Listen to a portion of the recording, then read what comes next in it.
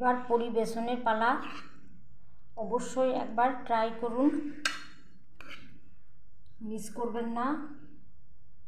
গরম ভাতের সাথে তো খেতে দারুণ লাগে। ছোট থেকে বড় সবাই খুবই পছন্দ করবে।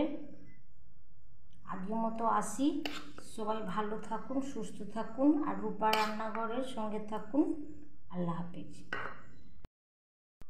আসসালামু আলাইকুম। রূপা রান্নাঘরে সবাইকে জানাই স্বাগত।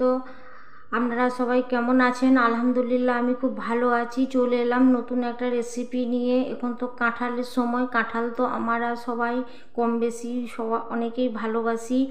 এখানে আমি নিয়েছি কাঁঠালের বীজ। কাঁঠালের বীজ তো আপনারা অনেক রকম করে খেয়েছেন। আজকে আমি কাঁঠালের বীজ একটু অন্য রকম করে রান্না করে দেখাবো। কাঁঠালের বীজ আমচুর দিয়ে খেতে দারুণ। এখানে আমি কাঁঠালের বীজ আগে পরিষ্কার করে নিয়েছি, খোসা ছাড়িয়ে নিয়েছি, ভালো করে জলে ধুয়ে রেখেছি। এখানে আমি একটা হাঁড়ি বসিয়ে দিয়েছি। হাঁড়ির মধ্যে আমি দিয়ে দিচ্ছি একটা বড় পেঁয়াজ বাটা, দিয়ে দিচ্ছি আদা রসুন বাটা।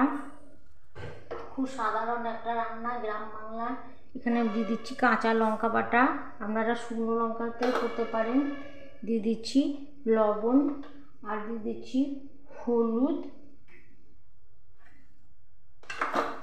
এখানে আমি দিয়ে দিচ্ছি পরিমাণ মতো জল, দিয়ে দিচ্ছি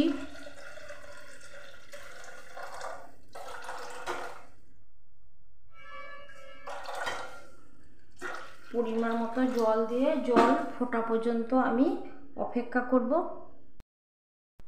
এবার জল ফুটে উঠেছে। এবার আমি দিয়ে দিচ্ছি কাঁঠালের বীজগুলো। এখানে আমি দিয়ে দিচ্ছি একটু কাঁচা জিরে ধনের গুঁড়ো। ঢাকনা ঢেকে বীজ আমি প্রথমে সেদ্ধ করে নেব। এবার আমি ঢাকনা খুলে চেক করে নিচ্ছি। গ্যাসের ফ্লেমটাকে আমি লো টু মিডিয়াম করে রেখেছিলাম, দমেই সেদ্ধ হয়ে গেছে। এবার আমি চেক করে নেব। দেখুন কাঁঠালের বীজগুলো সেদ্ধ হয়ে গেছে। এবার আমি দিয়ে দিচ্ছি আমচুর, সর্ষে বাটা দিয়ে আমচুর। এই রেসিপিটা আমার দেওয়া আছে, এটা আপনারা প্রয়োজন হলে দেখে নিতে পারেন। দেখুন আমি সর্ষে বাটা দিয়ে আমচুরটা দিয়ে দিচ্ছি। সর্ষে বাটা তেল, এটা দারুণ লাগে খেতে। অবশ্যই একবার ট্রাই করবেন, আর প্রথম থেকে শেষ পর্যন্ত দেখবেন।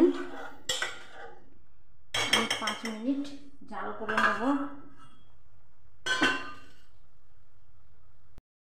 এবার কড়াইয়ের মধ্যে দিয়েছি আমি 2 চামচ সরিষার তেল। এর দিয়ে দিচ্ছি কয়েকটা রসুন কুচি। রসুনকে আমি থেতলে নিয়েছি। থেতলে রসুনের একটা টেস্ট আলাদা হয়। নোড়া দিয়ে আমি থেতলে নিয়েছি। এটা আমি লাল করে ভেজে নেব। আমার রসুন লাল করে ভাজা হয়ে গেছে, কালারটাও চলে এসছে, ব্রাউন ব্রাউন হয়ে গেছে।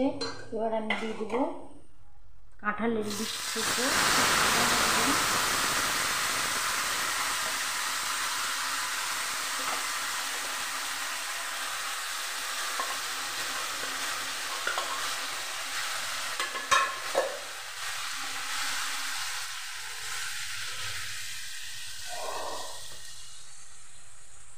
দিয়ে দিচ্ছি আমি চিনি।